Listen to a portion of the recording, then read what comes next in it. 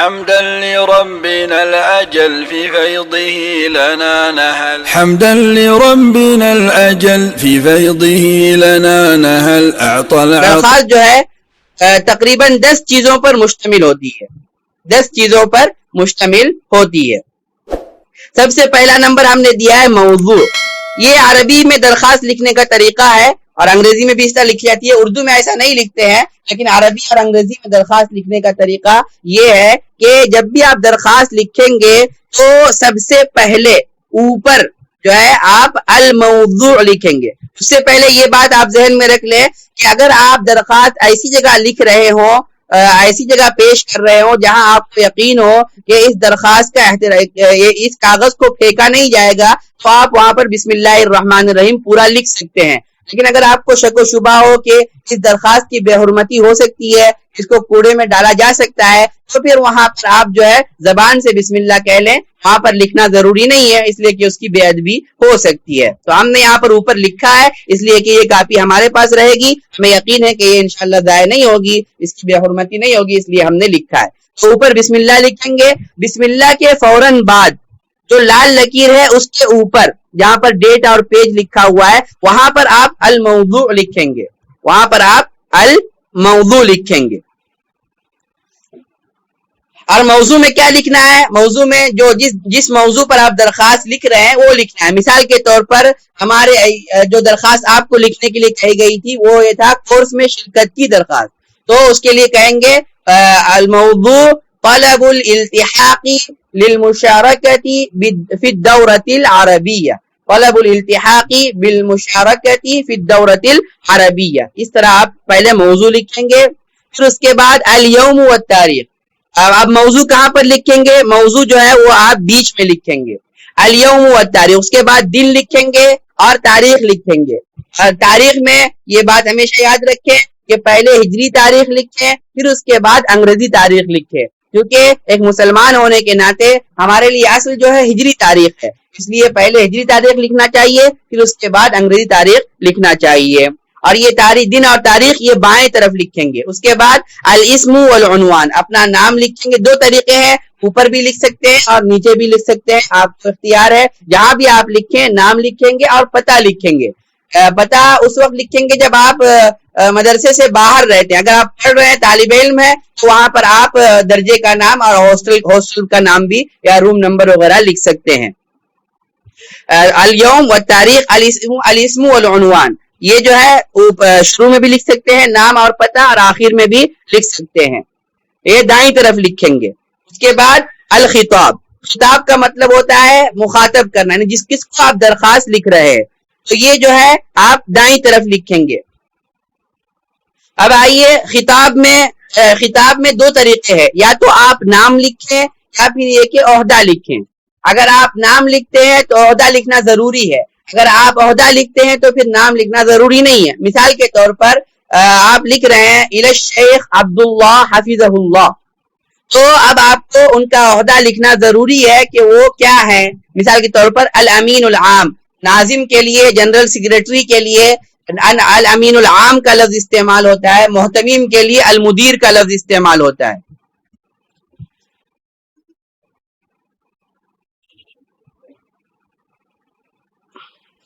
محتمیم کے لیے المدیر کا لفظ استعمال ہوتا ہے اور ناظم کے لیے الامین العام کا لفظ استعمال ہوتا ہے۔ تو آپ اگر نام لکھیں گے تو عہدہ لکھنا ضروری ہے، اگر عہدہ لکھ رہے تو پھر نام لکھنا ضروری نہیں ہے۔ مثال کے طور پر اگر آپ نے کہا الی مدیر الجامعہ الاسلامیہ، تو پھر آپ کو وہاں پر نام لکھنے کی ضرورت نہیں ہے، لیکن اگر آپ نے نام لیا محترم صاحب کا تو پھر ان کا عہدہ لکھنا ضروری ہے۔ اب نام کے ساتھ جب بھی آپ کسی کا نام لکھیں گے تو ان کے ساتھ اس کا لقب لگانا ضروری ہے۔ اب دیکھیے اردو میں تو کوئی بھی ہو، اردو میں علامہ اور حضرت مولانا سے کم نہیں ہوتا، لیکن عربی میں ایسا نہیں ہے۔ عربی میں جو ہے مراتب کے اعتبار سے القاب کا اختیار کرنا ضروری ہے۔ آئیے نیچے آپ دیکھیے، ہم نے یہاں پر الالقاب کے نام سے بہت سی چیزیں لکھی ہیں ترتیب سے، ہے نا۔ اگر آپ کے ہم وزن ہے، آپ کے ہم مرتبہ کوئی آدمی ہے اور عمر میں آپ سے چھوٹا ہے لیکن منصب میں آپ کے برابر ہے، تو آپ اس کو الاخ الصغیر، چھوٹا ہے تو الصغیر اور بڑا ہے تو الاخ الکبیر لکھ سکتے ہیں، الی الاخ الکبیر، الی الاخ الصغیر۔ لیکن اگر وہ آپ سے جو ہے عمر میں بڑا بھی ہے اور منصب میں بھی بڑا ہے تو آپ اس کو الى الاستاذ لکھیں گے، اور اگر وہ عمر میں بھی بڑا ہے، منصب میں بھی بڑا ہے اور اس نے آپ کو پڑھایا بھی ہے تو پھر اس کو فضیلت الاستاذ یا سعادت الاستاذ لکھیں گے۔ اور اس طرح اگر مدرسے کے محتمیم ہیں، ذمہ دار ہیں، تو ان کے لیے فضیلت الشیخ کا لفظ استعمال ہوگا۔ اگر جو ہے مدرسے کے سرپرست ہیں ان کے لیے سماعت الشیخ کا لفظ استعمال ہوگا۔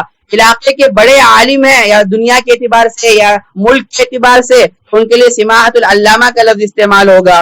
اگر کوئی وزیر ہے تو اس کے لیے صاحب السمو کا لفظ استعمال ہوگا، اور اگر بادشاہ ہے تو اس کے لیے صاحب الجلالہ کا لفظ استعمال ہوگا۔ یہ الگ الگ القاب ہیں عربی میں، ان کا خیال رکھنا ضروری ہے۔ اسی طرح عربی میں جب بھی آپ کسی کا نام لکھیں تو اس کے ساتھ دینا جو ہے اچھا سمجھا جاتا ہے، تو آپ بہت سے جملے ہیں دعا کے لیے جو آپ استعمال کر سکتے ہیں، لیکن ہم نے یہاں پر 2 جملے لکھے ہیں سلمہ اللہ۔ یہ اگر آپ سے چھوٹے ہوں تو ان کے لیے سلمہ اللہ کا لفظ استعمال ہوگا، اگر آپ سے بڑے ہوں تو ان کے لیے حفظہ اللہ کا لفظ استعمال ہوگا۔ آئیے آگے بڑھتے ہیں۔ اس کے بعد 5ویں نمبر پر آتا ہے التحیۃ والسلام، یعنی اب تک جو چیزیں تھی وہ تمہید تھی، اس کے بعد جو ہے آپ اگر التحیہ مطلب بھی سلام کا ہوتا ہے، فرق یہ ہے کہ التحیہ سلام کے ان الفاظ کو کہتے ہیں جیسے صباح الخیر، مساء الخیر، لیلۃ الخیر، ان کو التحیہ کہا جاتا ہے، اور السلام کا مطلب السلام علیکم ورحمۃ اللہ۔ تو اگر مسلمان ہے تو السلام علیکم ورحمۃ اللہ لکھنا ہے، اگر غیر مسلم ہو تو ان کے لیے پھر السلام علیکم نہیں لکھیں گے بلکہ صباح الخیر، مساء الخیر، اس طرح کے الفاظ استعمال کیے جائیں گے۔ اس کے بعد الدعا، دعا کا مطلب ہوتا ہے جیسے ہم کہتے ہیں امید کہ آپ بخیر ہوں گے، اللہ آپ کو صحت و عافیت رکھے، تو اس کے لیے عربی میں ارجو ان تکون بخیر وعافیہ اطال اللہ بقاءکم وامد فیوضکم لخیر الاسلام والمسلمین، یہ اور اس طرح کے اور بھی جملے آپ استعمال کر سکتے ہیں۔ لیکن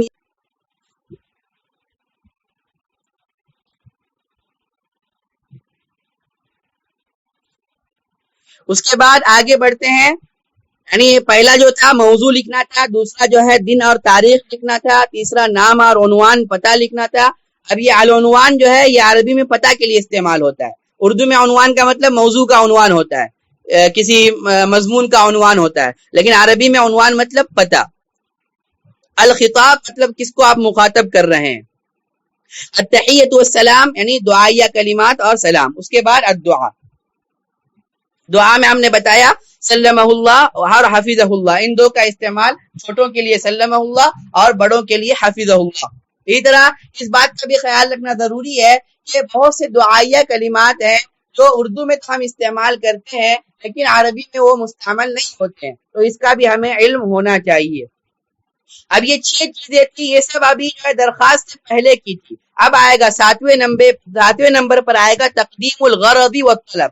7ویں نمبر پہ آ کر آپ کو اپنا مقصد اور اپنی جو درخواست ہے وہ پیش کرنی ہے۔ مثال کے طور پر جیسے موضوع ہم نے لکھ لیا، دن اور تاریخ لکھ لیا، نام اور پتہ لکھ دیا، خطاب مطلب الی فضیلت الشیخ الامین العام یا جو بھی لکھنا ہو وہ آپ نے لکھ دیا، السلام علیکم اطال اللہ بقاءکم، یہ سب ہو گیا۔ اب آئے گا درخواست، یعنی جو آپ کا مقصد ہے، مدعا ہے، وہ پیش کرنا ہے۔ تو کیسے آپ پیش کریں گے؟ تو سب سے پہلے آپ انی، اگر آپ طالب علم ہے، الطالب، اور وہاں پر لکیر ڈال کے، لکیر جو ہم نے یہ لکیر یہاں پر ڈالی ہے، الطلب اور العرض کے بیچ میں وہ لکیر آپ کو وہاں پر ڈالنا ہے، انی الطالب، وہ لکیر ڈال کے پھر اپنا نام، اور پھر آگے جو ہے آپ اپنا مدعا پیش کریں گے کہ اريد الالتحاق بالدورة التدریبیہ بدورة المعهد لتعلیم اللغة العربیہ، جو بھی آپ کا مقصد ہو وہ آپ لکھیں گے۔